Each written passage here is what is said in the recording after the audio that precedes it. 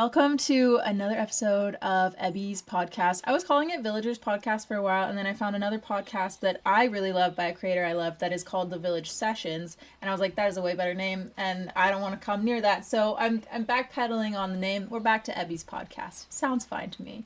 Um, I'm here today with a great internet friend of mine, Bethany Meyers.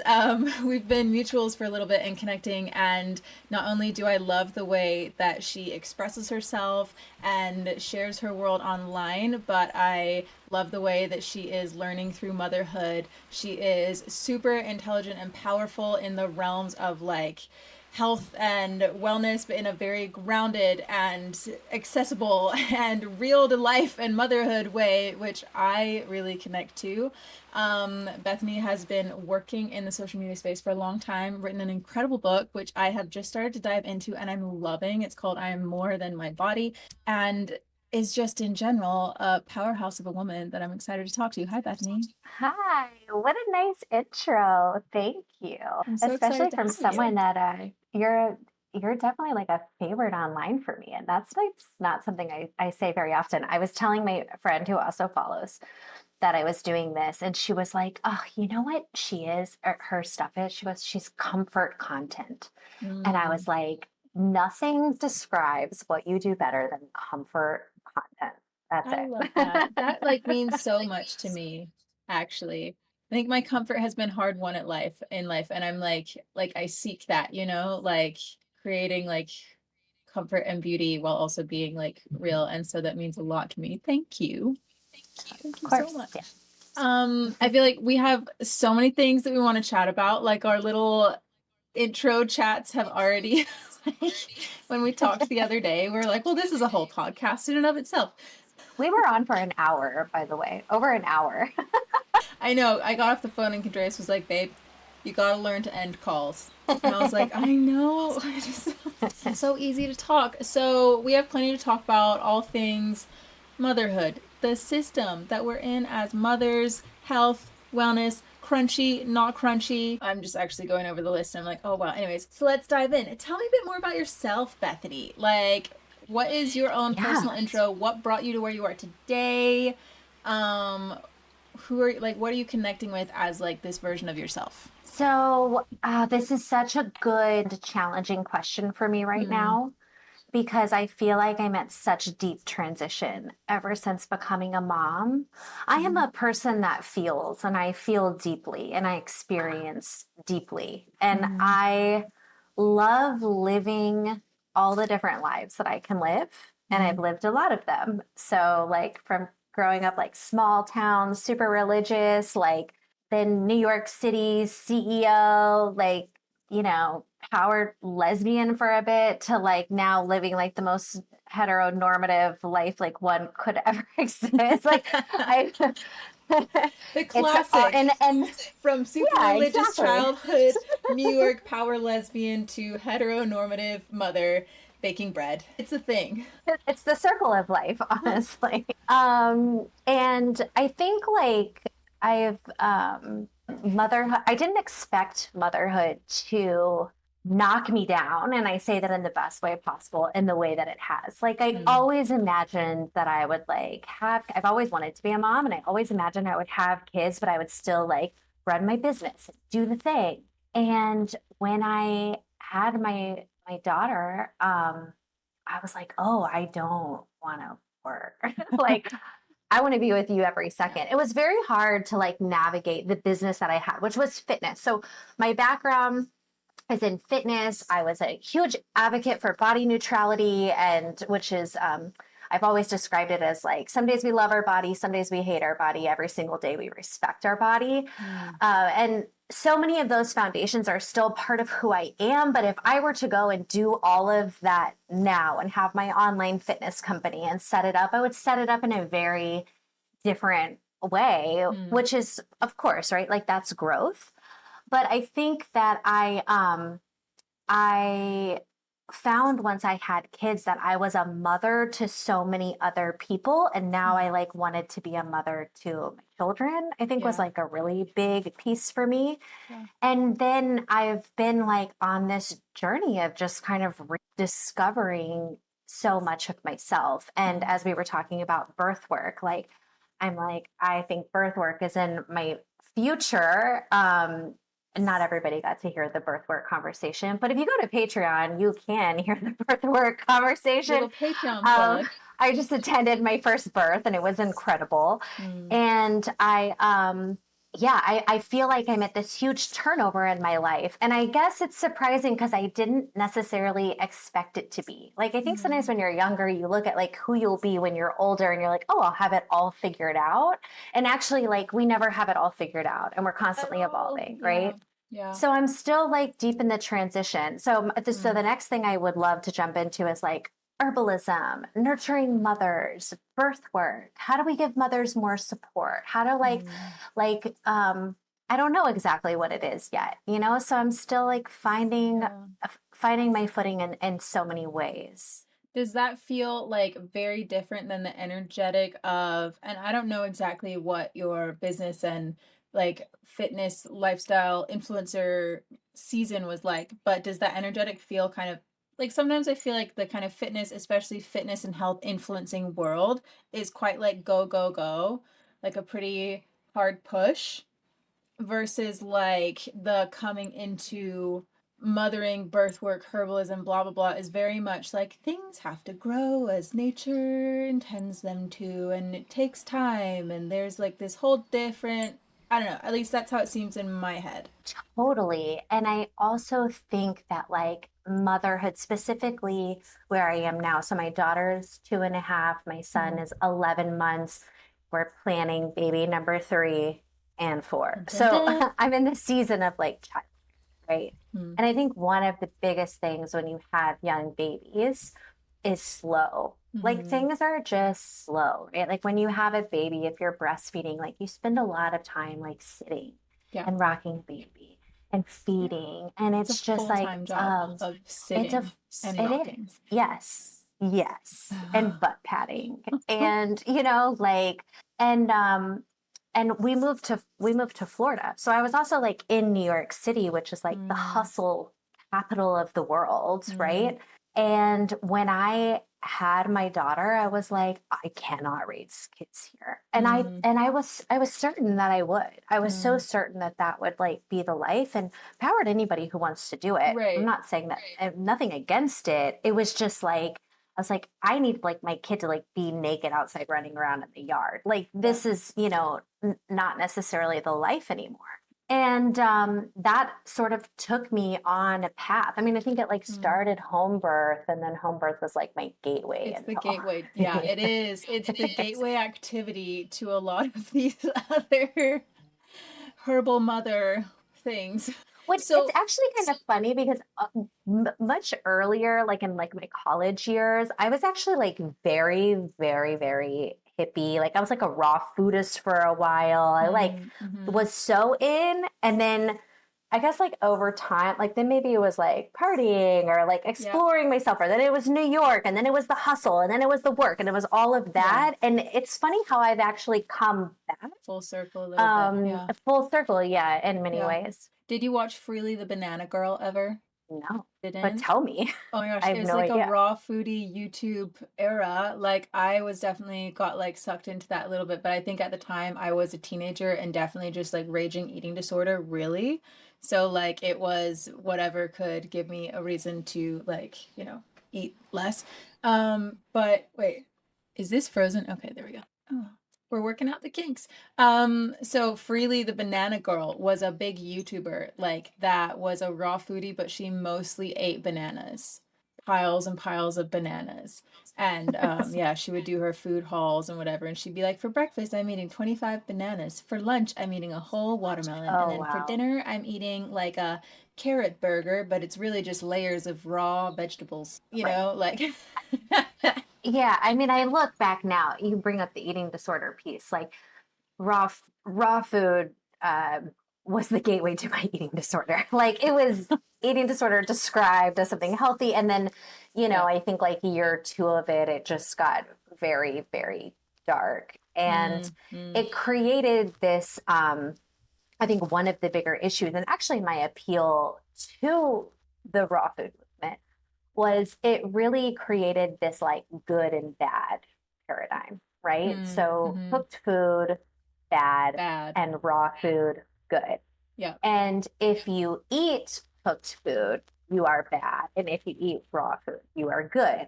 Yeah. So then it was sort of like, I'm eating raw food, but I'm going to go sin a little bit, right? So I'm going to eat Mm-hmm. something cooked. But then I feel so guilty because I sinned Mm-hmm. that now I need to like get it out of my body, which became purging for me. Mm-hmm. And it actually mirrored, like when I lay it all out and I, you know, talk about this stuff in therapy, like it mirrored my religion trauma Yeah. to a T. Yeah. I was raised like I mean, the snapshot is knocking on people's doors asking if they were going to heaven or hell. Like Wow. wasn't allowed to listen to secular music. I Mm. could only wear skirts. I couldn't wear pants. Like super, super sheltered. Yeah, that's like, So, because I'm a pastor's kid. I was raised Christian, but like I think very much not that, like very much not sheltered, like listen to rock and roll, like oh, really? Wait, shaved my what head and religion stuff. were you raised? Just like evangelical Christian. Just Oh, like straight kind of middle ground, regular old Christian. gotcha. What were I you? don't know that I realized that. Independent Baptist? Oh, strong. I can't say Baptist because, like, Independent Baptist, like, our church thought Southern Baptists were the devil. So, Yeah, because they like, were because what of like the loudness and the music and the riling yeah, the up of the music. Yeah. yeah, yeah, yeah. Like, we were like stand up, sit down hymns, and it was school and church. And, It's hard, um, yeah, it's hard to find any kind of freedom or identity in that. So I think it really lends itself to people either getting so sucked in that it's their whole identity or completely shunning to go and like discover reality. But yeah, I could totally so, see how that mirrored in that kind of because the eating disorder cycle is so like that guilt, shame, and then trying to recompense for it in some way and labeling certain things as evil or okay. It's it's hard to keep up with and it's exhausting. It doesn't mhm. I lived like that for many years and then at some point well I had a few rounds of recognizing like oh this is not sustainable. Like I cannot keep Mm. living like this actually and sustain my life and then I would like heal in like increments and then still have ways that I was stuck in that cycle and it wasn't for me until I was pregnant that I really like broke down a lot of the like internal like mechanisms that were holding up that whole way of thinking, I think. Why do you think pregnancy did that for you? Uh, Good question. I think for me, it was really like a recognition that somebody else's body is dependent on mine. And not Hmm. just their body, but also their emotions, because there's that whole thing about how baby can feel your emotions, right? And like your feelings and trauma beginning in the womb, not to like freak anyone out. It freaked me out. And I was actually, when I got pregnant, it was in the middle of or towards the end of or in the healing phase of like one of the most traumatic and difficult seasons of my life which I'm not fully like done enough therapy on that to like open up everything about that one yet but major trauma and upset and so I had a lot of big feelings and we did a lot of change. That's when we moved out to Hawaii. That's when like we were in therapy. There was all kinds of stuff going on and so I recognized like I have to learn to control my feelings, not in a way of like not allowing them, but in a way of not allowing them to overtake me and rule my life, particularly my mental chatter and the way I talk about myself and to myself. Because not only is my baby starting to feel this now, but as my child grows older, if this is the way I talk about myself, that's going to become their internal dialogue. And so I got really, really hard on myself with the way that I spoke to myself and about myself, particularly like in my mind. And I think Hmm. that really healed a lot because I had just gotten into such habits of just like talking shit on myself, like aggressively all the time in my mind, Hmm. And like, Hmm. how can you Hmm. thrive mentally with that? And eating disorders is ultimately, it's like a mental disorder, it's Yes. mental unwellness. Yeah. Um, I do feel like I love that you said that about pregnancy because I do think that like babies shape us in many different ways, but they Mm-hmm. also force us to look at pieces of ourselves that Mm-hmm. maybe we didn't want to look at or that we need to look at or Yeah. that we really need to like dive into. And that's, something that's so magical. I Yeah. mean, the healing. that's Yeah. happened to me since having kids is it's amazing. I'm Yeah. obsessed with being a mom. I love that. And I like, okay, so I feel like Which we I could feel like keep I would have going. rolled my eyes at in the past, just an Ah, FYI. like you're more than a mother. Be who you are without being a mom. Yeah. Um, Yeah. Yeah. I would have too. And I think that there are ways that I also was like, I'm going to be a mom, but a cool mom. And I'm going to keep doing XYZ thing. And some of those things now I'm like, I would never subject my child to that type of environment, you know? And Hmm. it's just interesting how that changes. Like if someone would have a baby and then quit their job, Mm. they've really lost their self to motherhood. Like they're gonna Mm. regret that later. Like that was like a thought that played for me so Mm. often. And now the realization that I've had is like, why do we feel like you become a mom and then that's the end? Like there's so many different seasons of life. And as I said before, like I've had so many different seasons of my life. This version of Bethany, this version of Bethany. Mm. Like, why can't this version be all in on motherhood with the knowledge that, like, when that season's done, it'll be done and there will be a new season? Mm. As opposed to, like, if you lose yourself during this time in motherhood, then you're just like, oh, you're tossed out. You can never get anything back. You can never Right. go, like, and that's just such a lie that I feel like I told myself. Whereas, like, why can't the next season when my kids are older be being a midwife or like, whatever. Like there's so Mm. many different seasons of my life and they don't end just because I get older or because my Yeah. kids grow up.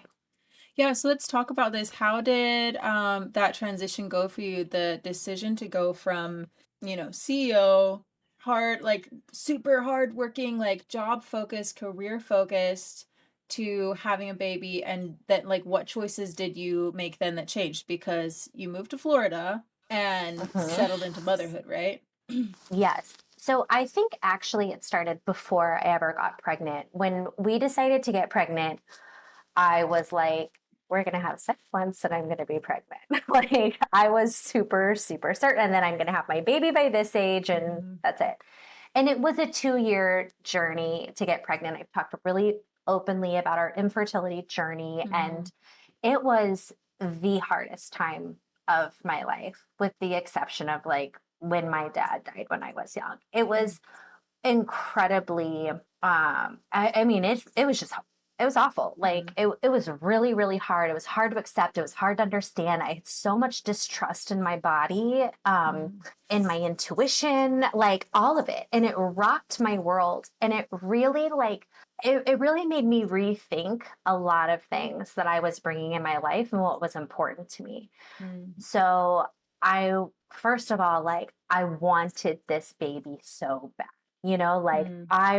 I'm now, I'm so grateful for that journey because I do actually think that it has really helped me as a mom. Like I think that it has given me gratitude in ways that I personally would have needed in order to thrive in motherhood.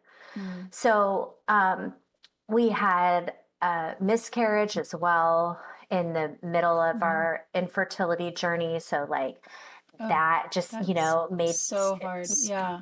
so hard. When you're already trying, then you finally get the positive pregnancy test, then you lose the baby, then you feel like you're starting again. Like um it all started there. And I think Mm-hmm. like prior to that, I was really outward and in that sense, I mean, hey baby, like energetically everything was facing out, right? Like super public figure, public Yeah. persona, like talking about all the things on Instagram, like involved in all of the issues, like very, I don't know, Mm. social justice activist, like fight, like All of your everything was energy like, was going outside of yourself. Like you said, you felt like you were yes. mothering everyone out there, so you were pushing out energy all the time. Yes, all the time. And I started to realize like how depleted I was. And then Mm. in order to like, I felt like in order to get a baby in my belly, everything needed to start going in. Mm-hmm. And that was really like the beginning of the shift. And then also like I gave birth and that was, life changing. And then I had a baby on me and that was life changing. And Mm. then you start to watch the baby get older and you're like, holy shit. And then I had another baby and I was like, fuck, like, And so during that process, you chose to leave aside working Bethany for a season in exchange for like fully giving yourself into the motherhood season. How has that been for you? so I think that this is something that's not necessarily talked about a lot is when you do give up a piece of your life to go and Hmm. step into a different piece of your life. I really really want to be the person that's like with my kids all of the time, Yeah. and not everybody has that opportunity or Yeah. ability. Not everybody wants it, but we're able to not do I'm able to make it so I don't send my kids to daycare and I can be the one that's at home with them, you Mm. know?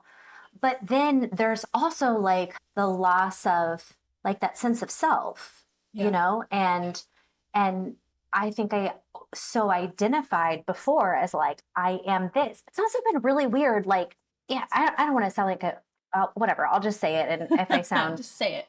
but like I was like hot shit in New York, like Yeah. people knew who I was. Like it was a thing. And then to leave all of that behind and then to go to a new place, it's sometimes is like, Who am oh, I I? don't know. Yeah, who am I? Exactly. Who am I? Um and I think that I do oftentimes still struggle with that piece, even though Mm. I'm so happy doing what I'm doing. But like it is hard where I'm used to like being the person like always made my own money and have my own things, and now to like Mm. rely on someone else for that, Mm. there's uncomfortableness within that. Yeah. And that's definitely challenging. Yeah. And I look sometimes at like the Instagram thing and like making that your business. You've done a beautiful job of it, but I also know how much you put into that. Mm. I don't know that everyone realizes that, like how much Mm. time it takes to cut a video or how much time, like to think of ideas or recipe. Yeah. Like it's hard what you're doing. That's hard. That's a Definitely lot of not time. passive income. That's for sure. Exactly. Yeah. And I love when people are like, oh, you just like post a link, blah, blah, blah. You're like, girl, you have no idea how many emails I sent back and forth on this, like, Yeah. um, and it's so beautiful what you do and what you put out there. And it's also like, it's hard. It's, Yeah. it's not, it's not an easy job what you're Yeah. doing. I think it's interesting because we have these two opposite experiences currently of motherhood and well actually there's a ton of other experiences in between as well, but it's bringing to mind this phrase that my dad always says: for every choice you make you lose a freedom. And Mm, so making the choice to say like I am going to be all in motherhood, and not that you're not all in if you're working, but in the way that like I'm going to quit my job, I'm going to be home with my kids.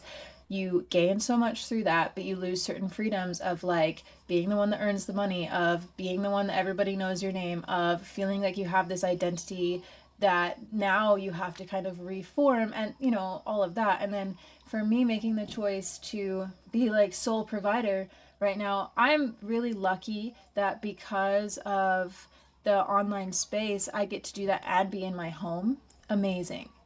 So I get to be very involved still in my children's lives, but there's also like hours every day where it's Condreas, it's my husband, that's primary caregiver, and I have to say, no, sorry, I'm working right now. No, sorry, I'm working right now.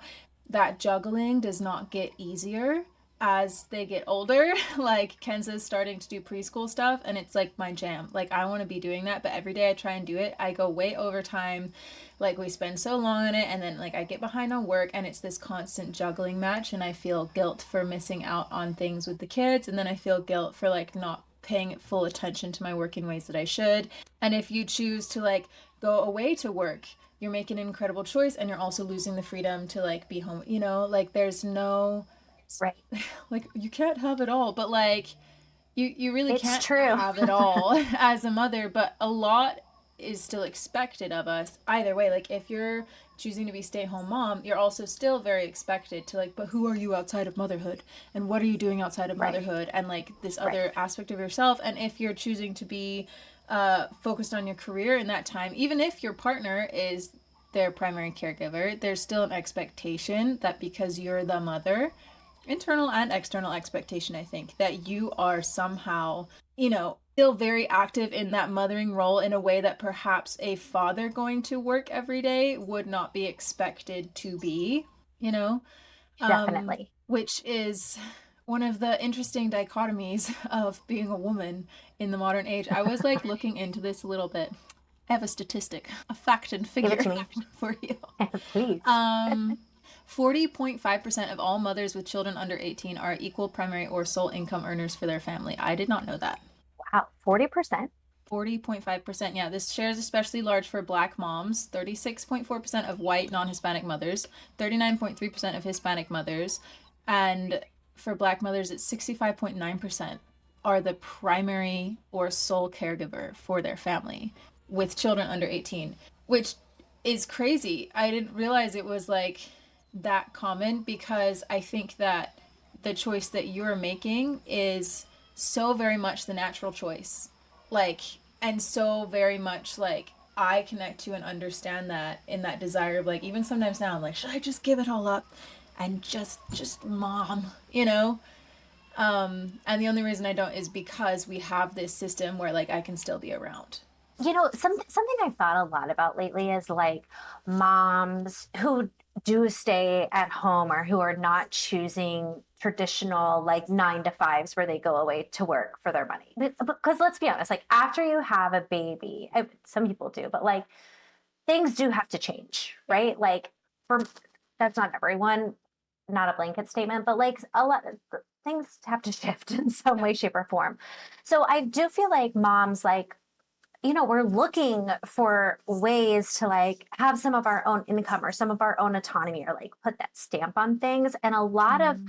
the quote jobs that we would maybe do is like MLMs, right? MLMs are great for moms, but then they get so much shit. And a lot of times it pisses me off because I'm like, why is Mm. it the mom job that like always gets ragged Yeah. on and like why can't there be more setups? Like then it's looking at, Instagram, like content creating is something that a lot of people have turned to. Mm-hmm. But now the world of content creation is not what it used to be. You could used to Mm-hmm. be able to spend like a little bit of time and like get the deals or whatever. And now it's like much more expensive. It's a much more full-time job, or Mm-hmm. somebody is like skeptical of your link, or like, oh, they promote too many ads, or like they do an ad and I'm not here for ads, or you get somebody complaining about that. And it's like, well, we can't do all the work for free. You know what I mean? It's Right. almost just Right. this like little snapshot of like, so everybody just wants women to do labor for free. Do you know what, Yeah. No. No, I do.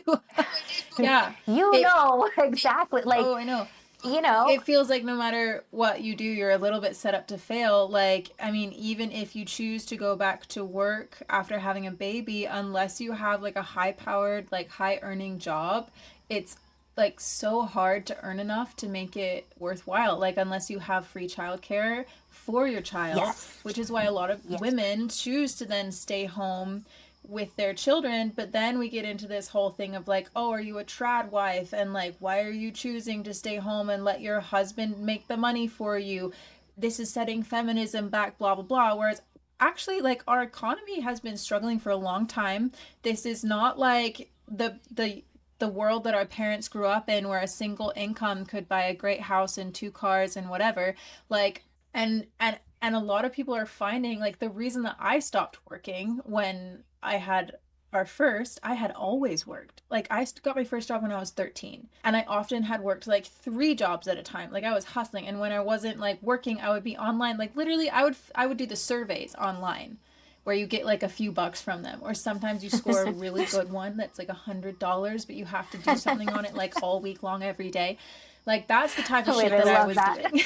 Like, I was always trying to earn money, and so when we moved out here, it was during COVID. The only job that I could get while sharing a car and being super pregnant and whatever was in a cafe part-time, and my husband was working, but then I was also doing photography, just trying to bring in extra money. And so, and when I had my son, we both put our heads together and we were like, actually, we cannot afford for you to work, because if I go to work, we have to hire childcare. And the numbers didn't add up. And so one of us had to stay home to be with baby, and it made more sense for me to do that because I had the boobs. And the first 3 years Yeah. of a baby's life, the instinct is for the mom to be with them, and the baby is most attached to the mother, so it just makes the most sense, right? And me having been a very independent, blah, blah, blah woman, like I hadn't even thought that I was gonna have kids. And so now I was like in this stay home mom thing. It made sense for us, you know, and I think that it's crazy that now mom's deciding to do that and then choosing to enjoy it. Like, God forbid that you choose to actually enjoy motherhood and homemaking and working in the home, because then the added aspect is that if you're going to cook home cooked meals, which can also be cost effective if you're doing it well, Hmm. all of these things can be budget like I'm gonna make my own bread because it's actually cheaper than buying healthy bread at the store. I'm gonna make my Yeah, own right. whatever. It's another job as well. And so you choose to give Yes. yourself to it, and God forbid you enjoy it, then suddenly you're like painted as this whole, yeah, this trad wife movement that becomes political and becomes something Right, about right. feminism and women's value, instead of like, this is a choice that we're making because this makes sense for what we want out of life. I love it. I feel valued. My husband loves what he's doing. He feels valued. Everything's good. The baby's taken care of. We're all fed. Right, right. You Yeah. know? Yeah. No, you're absolutely right. It's interesting because a comment that I see online, both to other people and I've received it myself. If I post like happy videos of me and my kids, okay, Mm. like a little clippity clip, whatever, or something, there will always be the comment that's like, well, you're privileged, so you have that, or like you can enjoy that. And Mm-hmm. that's true. I do have a lot of privilege. Like, I Mm-hmm. don't have to deny that. And there are people who don't. But there's two pieces to that. One is the idea that you can only enjoy motherhood if you have privilege, Mm. which I think is a disservice to the many people who enjoy motherhood and maybe don't have as much. Yeah. Not everyone, but like there are people who are miserable in motherhood and happy in motherhood all across the Across the globe spectrum. through Yeah. every single spectrum, like, right? Mm-hmm. And I think the other piece is I just never see that comment on a dad's post. Mm. Like when I post videos with my husband happy with the kids, everybody's like, oh my God, he's the greatest guy on earth. And he What a is great the greatest dad. guy on earth. But like, come on, Yeah. like, and I know this is something that's talked about a lot, but it just really it really hurts my soul Mm. so deeply that Mm. that we have such a hard time like allowing moms to be happy, allowing moms to feel like really that we have a hard time allowing ourselves to feel good about the decisions that we're making, that we can't, like, I feel guilty right now taking this time to do this podcast, Mm-hmm. and yet then when I'm only with the kids I feel guilty for not like doing a thing that's just me, which is what this is, Yeah. Yeah. I want to shake that. Yeah, and I wonder like how we can, maybe this is part of it, by just like continuing to be vocal as mothers and to share about like all aspects of it. Like there's also often I see discourse about like, oh, I'm tired of seeing all the negatives about motherhood, or like, oh, I'm tired of seeing only positives about motherhood. Like the fact of the matter is Right. it's a mixed bag and it goes hand in hand, like anything, like any job, like any life experience, any choice you make, you lose a freedom. There are always going to be like positives and negatives, and you can't you can't satisfy every desire, every person's idea of what you should or shouldn't be doing. And I think that, yeah, there is a disproportionate perhaps of like pressure for that on women, and especially I think once you get into like the kind of health mom world, health world one thing, health mom world next level. Yeah. Which I know Yeah. that you've experienced like the gamut of this from like back in the day when you were like single or like non-mother woman, like successful but in the health industry, and then kind of moving through that, and then now coming into motherhood and being interested in like, you know, home birth, herbs and whatever. It's like too crunchy for the regular folk and not crunchy enough for the crunchy folk. Like, you know, that's how I feel often. And I Yeah. actually never call myself crunchy because I didn't create that term and I didn't get that term. And then that term has become associated with like so much weird negative stuff that I actually don't like associate with anyway, but I still get that's the way that people view me often, and I can post something that's pretty chill, middle ground, and there will be plenty of people like, "Oh my god, why are you doing this? Like let just live a little. Do let your kids eat die, whatever it is." At the other Right. end of the gamut, someone's like, "You're using a plastic spoon. How dare you? Like how could you?" You know, I don't even know how you manage. It's so interesting to me because I feel like having, any type of health focus, homemade, whatever, it's considered crunchy in air quotes. I too do not like the word. Then there's also a lot of like, it's become political mm-hmm. and in ways that doesn't make sense to me.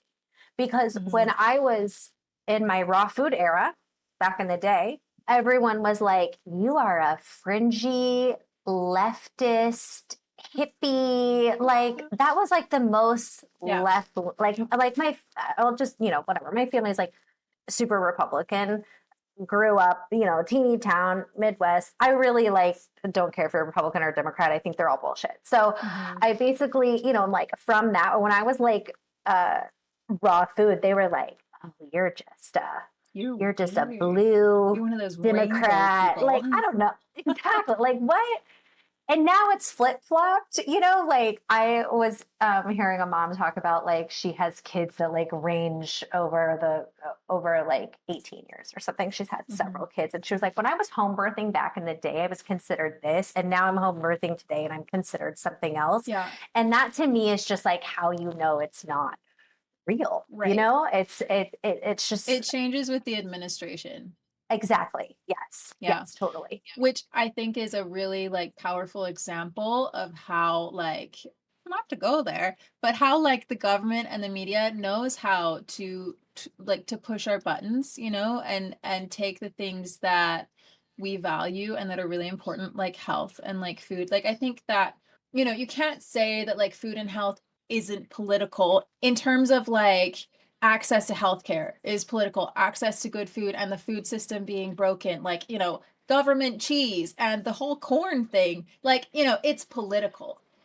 Right. But Right. to say that somebody like I saw this post once about the like crunchy to right wing pipeline, and the person was like, I don't think you realize how many things are actually on that pipeline now. And she like said some examples, and the comments were full of like, sourdough is definitely right wing pipeline, like using herbs as medicine, definitely right wing pipeline, I won't even listen to, like, all of these things that I was like, so where did we go from just like baking bread and like using herbs, like it used to be so normal, like probably 100 years ago, like pre major industrial revolution, like people Right. didn't have the access to get quick and easy stuff that everybody else made all the time. Like to me, I see understanding, like a basic understanding of herbs is a necessity, particularly in the kind of like climate we're living in now, and when not everyone has access to healthcare and to like purchase what they need all the time, knowing that you can like go outside and gather or cheaply buy like a certain herb and it might help you is actually really powerful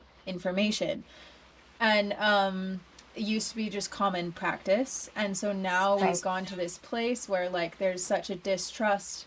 It's like everyone distrusting the opposite side, so people far one end, maybe far right, they're like not trusting anybody that says that like it's even okay to go to a hospital, or like use Right. modern Right. medicine at all. And then on the other side, it's like you mention making anything from scratch and they're like, gosh, stay Yeah. away. Yeah. um which makes it really challenging to be a person of just like conviction or consistency, or not even that, actually challenging to be a person that grows, like that thinks and researches and changes their mind and whatever else, regardless of what's happening in the political sphere or around them, like Right. Right. I don't know if that's making Well, and sense, I but think I no, it makes great sense. And where you started that was just kind of you know, government or media or whatever, understanding how we're all working and how we're all consuming information and the information pits everyone against each other, right? So mm-hmm. so the middle line becomes harder and harder for anyone to find. Yeah. And I Yeah. and I have thought about this thought just several times in this conversation. Like, do we as mothers feel more guilty today than moms did back then because we're just seeing these different versions of moms that we think that we're Mm, supposed to be? Like, I mm, constantly think, do we have too much access to information? And I'm not just talking mm. about news, like just into other people's lives, you know? Yeah. Like, is it, do we lose intuition? I think a lot of the Mm. things that are preached toward mothers to do are designed to dampen our intuition. Like, that Oh my is gosh. something that Yeah. I really think. Like, I'm a co-sleeper. Everyone can sleep however they want. Yeah. But the fear that is put into moms about like sleeping with their baby, Yeah. and it breaks my heart, you know, because Yeah. now that I've co-slept, again, works for me. I love how I have to put disclaimers on everything that I say. Yeah, you really do. Um Safe sleep 7 works for me. I don't yes, drink and and isn't co-sleep, it? like all of the Yes. things. Yeah. But now that I do it, I actually, like, I can't imagine putting my baby in another room. Like, that feels so Yeah. scary to me, because at least when they're close, like, there's always like a piece of my mind subconsciously that's like right there with my kid, you know? Yeah. And I just think so often the decisions that people are making in motherhood is out of fear. Mm-hmm. And Mm. everyone, where we can all agree, no matter what side you're on, is everyone is trying to do the best for their kids. Yeah. Whether your best is, you know, being in a hospital because it's safe, or every single vaccine, or, you know, this type of medicine, or whatever, like, you're doing that because passionately and deeply you believe that that's what's best for your Mm-hmm. children. And if you're on the other side and you're doing something else, it's because you believe that that's what's best for your children. That's what Yeah. we all have the same goal in mind.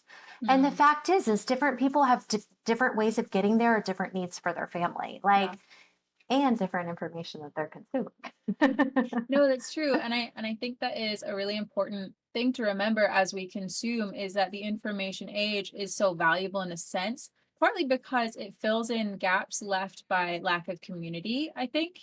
And ways that like we're Yes. not getting information passed down to us in the ways that we used to, or support that we used to. And so that's great.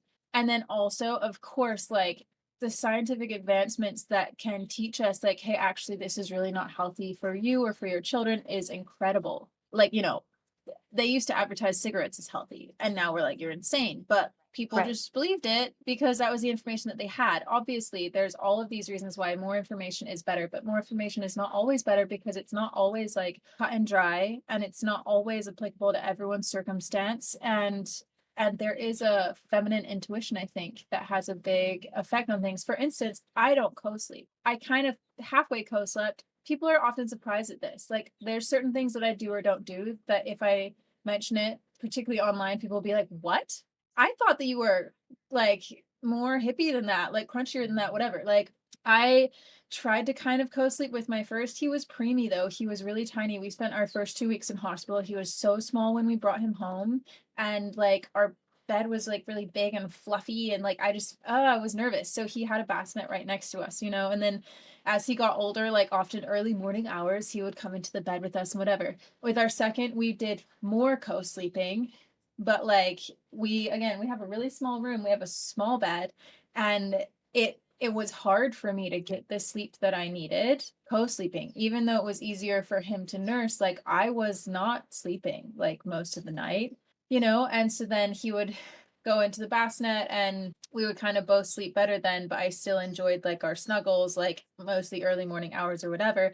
And then he's been like, our first actually went into his own room when he was like 7 months old, and he had a floor bed and stuff, but I also spent a lot of hours in that room and a lot of hours Right. like sleeping next to him on the floor bed. And then he would come into our room in the early morning. And so our second, he wasn't like, I think around a year, we started putting him in the room with Kenza, partly because just our room was tiny, and to have the bassinet in there and try and have him in our bed, it was just like difficult. And so that's been what's worked for us, and I am happy with that. I also sometimes I'm like, I wish I'd done more contact naps and more just like sleeping with my babies, and I feel like I missed out on that because I'm always like, when they nap, it's time for me to work. And so I miss Right. that. Right. But I also Yeah. see the And that's value of so, it for other moms, and most moms that I know co-sleep and they love it, you know? it's funny because I do love it. I have terrible sleepers that rarely nap alone. And Yeah. that's another piece of being able to get anything else done. Like it Yeah. just can't. So I have talked extensively with my best friend about what what do I want to do for the next one? I am Mm. at a place where I'm like, something's got to give because actually, like, the more kids you have, it makes sense for me. If I'm home alone and my husband's not there and I'm trying to wrangle a bunch of different Yeah, you ages to try can't to be get them to nap sleep, trapped. Yeah. yeah, I mean, it's really tough. So it's like, how do I balance out all these pieces? Mm. And I don't. This is where there isn't enough like wisdom that we have passed down from generations to generations to generations of how things can work. Yeah. Like, Yeah. have you ever read that book, Hunt, Gather, Parent? Yes. Well, I listened to it I on re- audiobook. But yeah, I mean, yes. same difference. Yeah. I don't read like parenting books, but I read that one and I really loved one of the biggest things that stuck out to me is like their cultures and the way that they parent was extremely, it was like generations and generations. Like this is how Mm. it had always been done, right? And grandmas and aunties, and like you learn from like these other Mm. people. And we don't do that. Like we don't have kind of this one way that is passed down in our culture. And Yeah. so we're constantly like grasping, like, take this sleep course and this sleep course. Yeah. And do I Like do it this second way or that guessing and way? Yeah. And then switching sometimes it it up feels like you're halfway either through. cry it out or you're co-sleep only. Yeah. And I'm like, there has to be like a middle place for me. Yeah. I don't know exactly what it is. Maybe next time I'm going to call you. On my third baby, I'm going to call you and get some of your tips. Girl, I'll try. I don't know. We're struggling right now because like I really often say like my biggest obstacle to having a third baby is sleep. Because although Zimri is a way better sleeper in some ways than Kenza, like he can go to sleep on his own. He can go down for naps. Sometimes he cries and like we have to go in there like quite a lot, you know. But like Mhm. often he can put himself to sleep. Often if he wakes up in the night, he'll just coo and like chit chat and then go back to sleep. But for a while now, he's been awake from at least from midnight or earlier till 3 a.m. or later. And either straight up Oof. awake or like every time we get him back to sleep, he wakes up again immediately and like not happy. And we're just How like old is he? pulling our hair out. He's like 15 months. And honestly, it's been on and off for a while. He went through a similar phase a while ago, and then we get like a week or so where we're like, oh, I think we're doing good. He slept from 7 to 5 a.m. Oh my gosh. And that happens like 3 or 4 times. And I'm like, this is it. And then like we're back again. And every time I'm like, it must be a regression. He must be teething. And I'm like, he can't have this many regressions. Like, this isn't. Right. So, like, none of us have it all figured out. But I think that the strain of what am I going to be? Am I a crunchy mom or am I a silky mom or am I a this mom? Like we Yes, name yeah. everything and then putting a political spin on it makes it even more pressurized. I don't want to be a trad wife. I don't want to be a this. So I have to do this. And then there's like so much pressure on you and all these thoughts spinning just when you're trying to make a simple decision like how am I going to get my baby to sleep? Which Right. like I really feel like although there's not a middle ground to stand on, like you can't be wishy-washy and like middle-ish on everything political. I totally agree with that. You should have convictions. You should have certain things that you feel really strongly on, like human rights issues and whatever that you're like, I'm not going to bend on those things. But there's actually, I think, yeah, the division that's polarizing people, particularly when it starts to come into things like health and child rearing and stuff, is really unhelpful. And if we can find our way to the middle a little bit more, we might all find a bit more sanity, a Yeah. bit more Yeah, for peace. sure. Like there's the just yeah, the weird moral high ground in these like crunchy mom communities. Like God forbid you find yourself on a crunchy Reddit or Facebook group or even a motherhood, just a general mom Facebook group. I just avoid like the plague. Yeah. Yeah. It and that exists on all different sides Yeah. right now. Like I deeply experienced that kind of before this motherhood piece and in the queer community, Mm. the amount of infighting that would happen Mm. of you are not queer enough or like that Mm. existed like you didn't check every single box on this so no you know what I mean like that Yeah. actually exists on both sides in both ways and I think the more like you get to those ends it's just the same thing Yeah. happening. Like we're all acting, right? It's Yeah. like the formula is the Well, same. there's the Both horseshoe sides have theory, these, right? yes, Where like yes, the two ends, the farther apart you get from the center, they actually start to come back to the totally. middle, like to each other. And Yes, then like you get the extreme right and the extreme left is actually like basically the same thing in some ways. totally. And the idea that you need to check all these different boxes to exist on a certain side Mm, is mm, really is something that I just think that is happening everywhere. yeah. And again, we're losing it. I guess the way that I often think about it and describe it is it feels like everything that we're taught to think or make our decision with is up here and it's Mm, so head. And I think mm, that we've gotten away from like down and heart, mm, or just mm. like anchoring down. Everything Grounding. is like grounding, right? Yeah. Everything is so up and we're all like living on the top of our heads instead of like down in our feet and like in our Yeah, like in your I gut want and to your get intuition. low. Yeah, get low, Yes. like into your body, like feeling Yeah. like how does this feel? How does this Right. decision, this whatever information, whatever track in your body? And of course there are exceptions of just like scientific fact. Okay, so one thing I'd like to do to kind of maybe dispel some of this ideology or some of this stress over like doing everything right in the particular sides and like what you're supposed to do. Am I crunchy enough? Am I queer enough? Whatever. Let's do a little quick fire round of some Okay. crunchy topics because I feel like you and I both get categorized into that sort of group, you know? So let's do like a little quick fire round of some different topics and our opinions on them because it might surprise some people and I think it would be fun. Okay, cool. My first one for you, raw milk. I'm a no on raw milk. No, I shouldn't say I'm a no.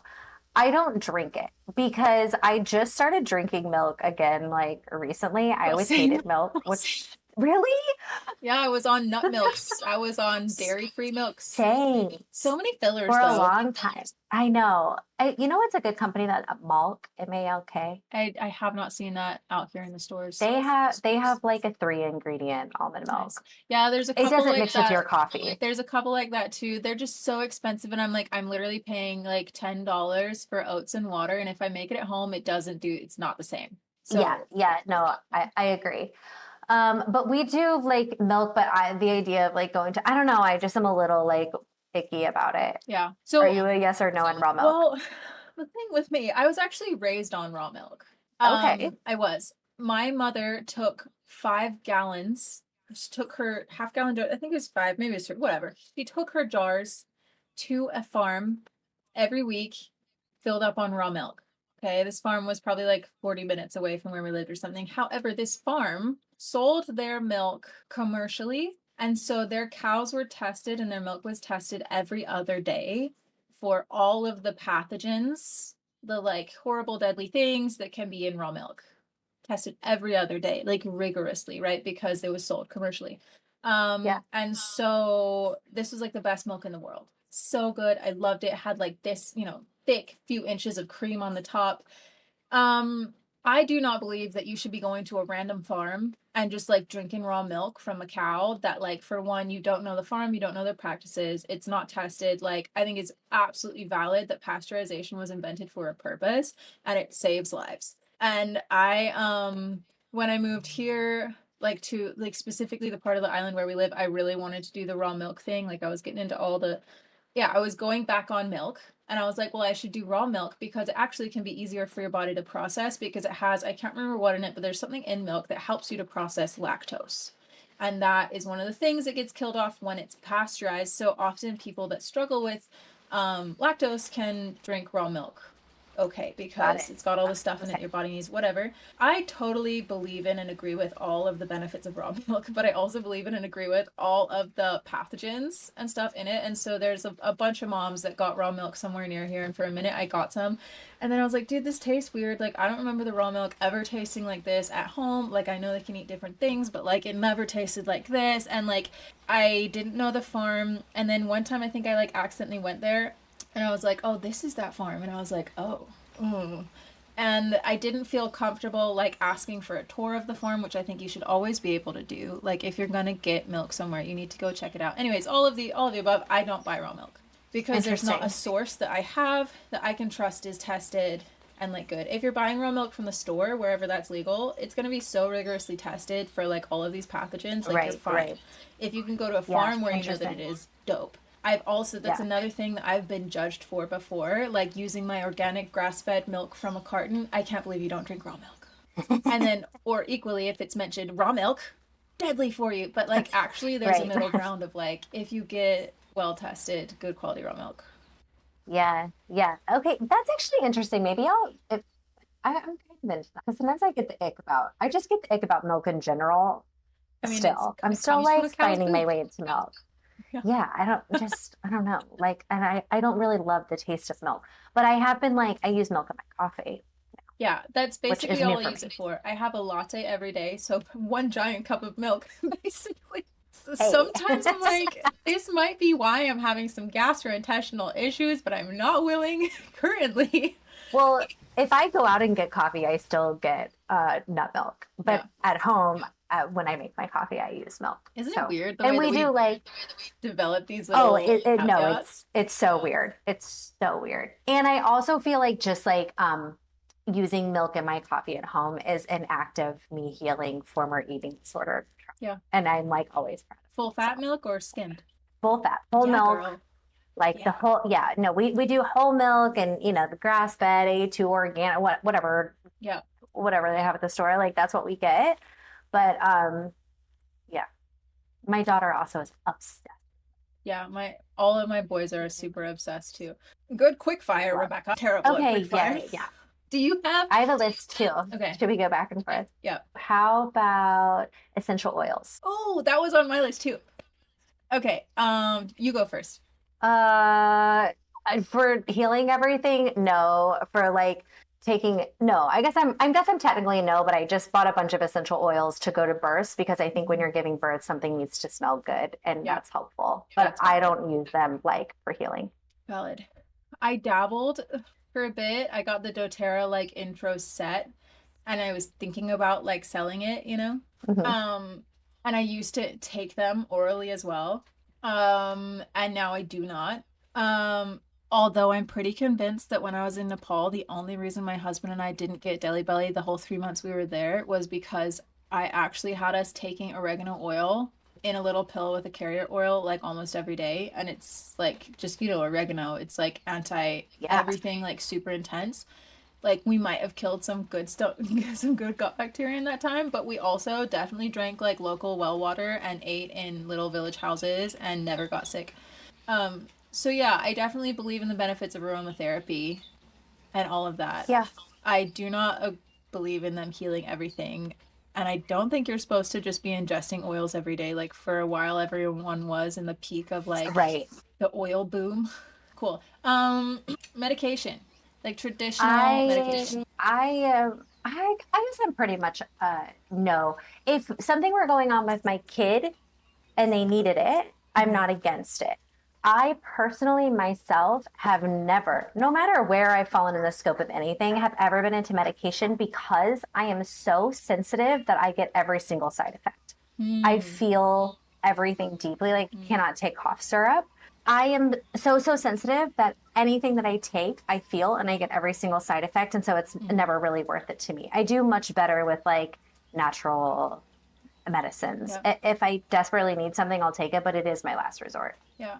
I'm definitely kind of middle.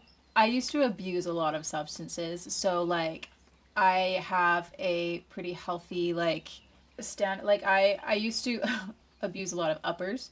Hmm. Um, and Same. then same. Yeah. That like Was that related to an eating disorder as well? Because it helped you definitely not eat? yes. I think that really helped it become like a daily thing for me rather than just like a party thing. Yeah. Yeah. Whole nother story there.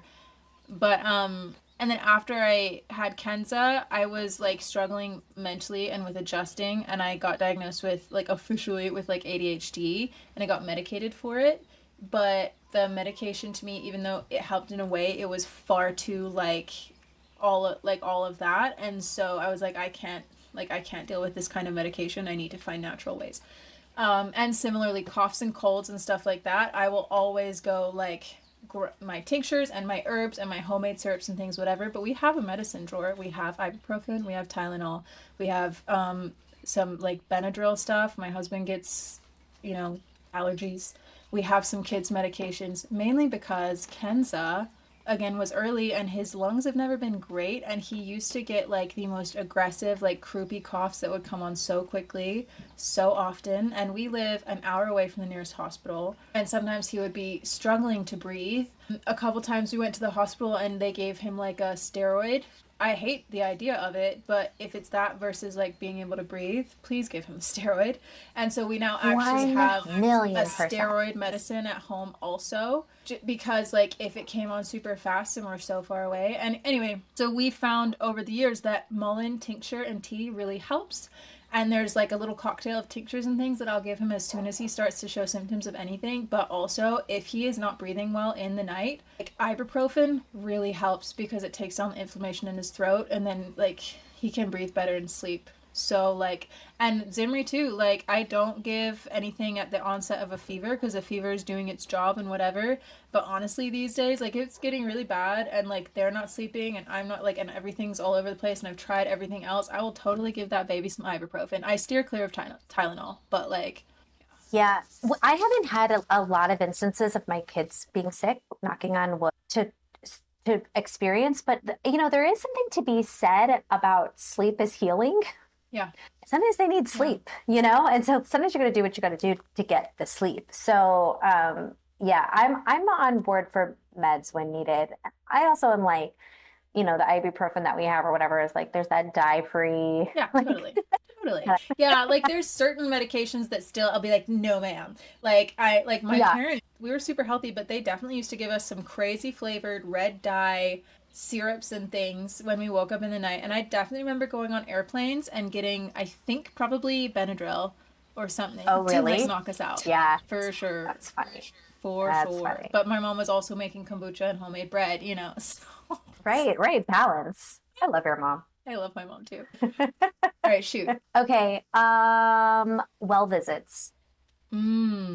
Interesting. Okay, I've been reamed online for this before. Let's think here of how to say this. With Kenza, we were fairly consistent with well visits also because he was preemie, and so it felt like safe and like Yeah. reassuring to like go and get him checked on. And we also had a great pediatrician that we loved, that we had a good relationship with, and so that was great. With Zimri, he was born at home. He had his first checks, like his first 6 weeks, he basically did not leave the house. He had his like the midwife checked on him multiple times throughout the time. Oh, we actually went to a local doctor one time because he had a weird thing on his neck. So we had one little check. And so like he actually had very few well baby visits aside from going to the doctor like a couple times because our pediatrician left the island. We didn't have one we had a good relationship with. Like he was like super, we had him checked enough times to see that he was super healthy. He had no complications.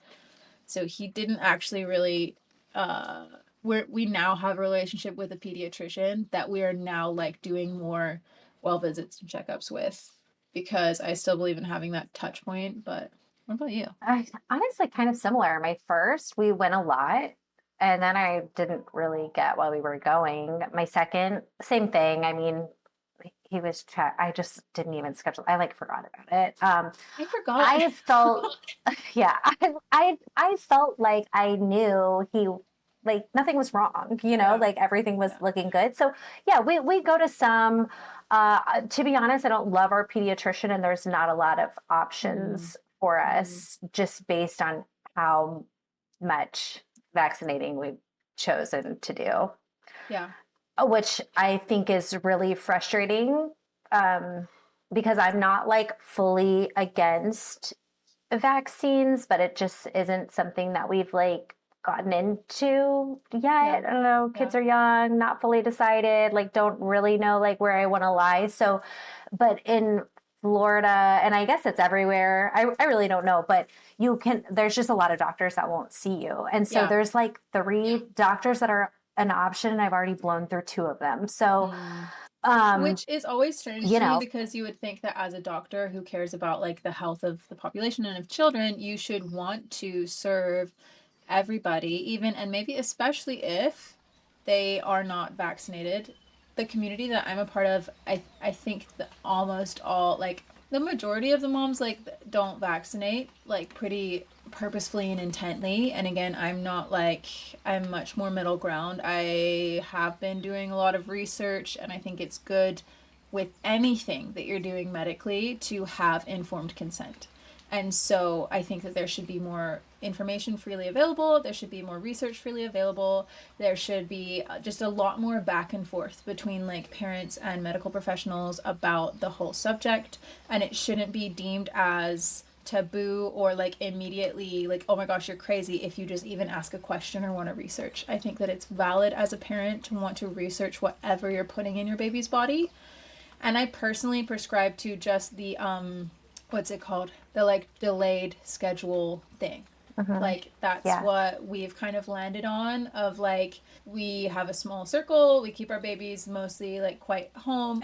And so we've just done a delayed schedule because I feel like it's better it makes more sense to me than giving tons of vaccines at once to a really small baby. Right. And we've found pediatricians that are really happy with that. Probably partly because so many parents where we live just choose to completely not vaccinate, and so they're like, "Oh, Yeah. cool, okay, so you're Right. open," you know. Right. Yeah. Yeah. Because I really see the value, and I think that I used to be a lot more skeptical of vaccines. I grew up in a place with less vaccines, and I was vaccinated but less vaccinated than babies are today. And so I was a lot more skeptical, and then I've been a lot more open to learning new things as I've gotten older. I've had not older. I'm basically the same age as I was then. As through my motherhood journey, I've been a lot more open to learning, and I've learned a lot of new information that makes me feel a bit more pro vaccine, but still the delayed and the just being slow about it, being mindful, and really informing yourself makes the most sense. And sometimes depending where you go, the wrong pediatricians and nurses and whatever will really do you a disservice and make you feel horrible for just asking questions. And that's really challenging as a Yeah. parent. Yeah. Like, so I think that, Yeah. yeah, the well baby visits are important, especially if you don't have a framework for like understanding health and baby's health and all of that. If you don't have a midwife that's visiting you that has visited a bajillion and one babies, if you don't, like if you are kind of alone Yeah. in the That's a good world, point. like Right. further support systems and like information, then like go to your well baby visits so that you know that your baby's healthy, because there could be things that you could miss, like hydrocephalus or like whatever, like fluid in the brain and blah blah. But if Right. you Right. already have a support system with that, and then you have a touch point with like a doctor and a pediatrician that you can go to so that like they can check on things and see if there's any consistent whatever. Great. Yeah. Again, balance. Again, balance. Yeah. I feel like I keep going um. way too hard in on these quickfire things, and I know we probably have to wrap up pretty soon. Your children are probably getting Yeah. like, I don't know if you can hear what's happening in the no, background, I but it can't. is. It is. I don't even know it's World War III out there. Let's see if we can do an actual quick fire. Okay, tallow. Uh. Yes, but I'll use other things. Yeah, totally same. I'm not like tallow hardcore where they're like, this changed everything and I only use beef fat on my face. Whoa. Yeah, me either. But I like it sometimes. Yeah, I use it like when my skin's extra dry. Yes, and I like it for my kids because my daughter's skin is like sensitive to everything. Yeah, I do too. I like a baby balm with tallow. Yeah, yeah, agreed. Schedules, like kids' schedules. Yay and nay. Like okay, I'll say what's the word instead of schedule? Flows, rhythms. Rhythm, flow, Yes. yeah. But like if it's 10 a.m. and that's nap time, but you didn't wake up till 8:30, or you woke up at 6 a.m. and like whatever, like flexible. But I'm learning that a like general flow and routine rhythm seems to help, especially for our oldest. Yes. And the same thing is happening for us. I was like much more lax, but there's certain things that like if we don't get timed out with something, life isn't working in the house. And Yeah. then that doesn't work for me, you know? Yeah. Maybe the more kids you add as well, it might like increase, Yeah. the need of for a schedule. It's hard to keep a baby on a schedule. Well, Okay. it would be easier if we all woke up at the same time, but we don't. Like if like every day we woke up at the same time, but like if I get a chance to sleep a little bit extra because again, I have terrible sleepers, then like I'm taking it. So then it's a different schedule, you know? Same. Consistently, Andreas and I like reconvene about like schedule and flow and all of that, and we come back to if we can just wake up at 7, be done with breakfast by 8, Right. get on blah blah blah, Right. and then I can start work by 10. And like it just doesn't work that way. Like because half the time we're up half the night, you know? We wake up Right. at 8 and Yes. then we're like, fuck, we're already behind. But I always feel like, and I don't know if it's true, so someone out there can tell us, but I feel like once my youngest hits like 5, then maybe there's like a different type of flow that can happen. I just think when you're in the season of young babies, like you just have to surrender to Yeah. the chaos. I think that is one of the areas where it is a little bit you're this way or you're that way because parents that I know that have sleep trained and then their kid like sleeps really specifically and whatever, it then works better to have a specific schedule. And the parents that I know that like are more co-sleepy or well basically if your kid's not sleeping well through the night, then it affects morning wake up time and then that affects kind of everything else. Right. And Yes. and so I think there's kind of like two camps there. Yeah. And we sometimes try and dabble in both because we've tried to gentle sleep train, which is funny. I was gonna make a video about it and I kept being like night 1 gentle sleep training, like night 57 of gentle sleep training, like night 345. And long story short, it kind of works, but we have this weird thing, you know. So we try and dabble in both, and it's kind of challenging. And I think that it has been freeing for us recently to be like, okay, this is our rhythm we're trying to hit. And if we can get up at 7 and start like that, great. And it'll just be like quote unquote productive day. And we find it does make the day flow better. But if we don't get up till 8 or one of us has to sleep in longer because we're up with a baby, that's okay. And then we'll just move forward with the same flow and adjust as we need to later in the day. And like removing the kind of like strain and guilt of like, oh no, we're already behind has been really helpful. Yeah. I just like when like both the kids can go to bed for a little bit and I can get some like time without kids. Yes. And that for me is like one of the reason why I am like more picky about like my oldest, if she takes a late nap, like I don't have me and husband time, which isn't that long anyway, because I have to go to bed early because I'm like still up with the baby, you know? So I'm like, I need like that 1 hour to watch like trash TV, you know? Like I need that. You have to do the things that work for your life at the end of the day. In the season, that's what works. Yeah. Ooh, this is so good. I feel like that. Well, there's stuff that we still didn't get to that we wanted to talk about, but we've been. It's a solid 2 hours. Bethany, this has been so much fun and also so enlightening and just really cool to talk to another person in the kind of like health mama-ish sphere and just get a little bit of the nitty gritty, the like under it all. What are we really doing to like stay sane in our lives? Yes, I appreciate you so much and what you're putting out there into the world. It's really needed and really special and really helpful. So thank you for opening up your platform for us to talk. It was really great. Thank you for being here and spending the time. And I know that your babies are desperate for you, so I'll let you go. And if anyone wants to find you online, like where can they find you? Bethany C. Meyers. And if you come follow, just be nice. Okay, you hear? Be nice to her. And her book is I Am More Than My Body. And it is a beautiful book. I just got it on Kindle and I'm a chapter or 2 in and I'm really enjoying it. Well done. I love that. Yep, for sure. Have a great night, Bethany. Thank you. You too. Bye. Bye.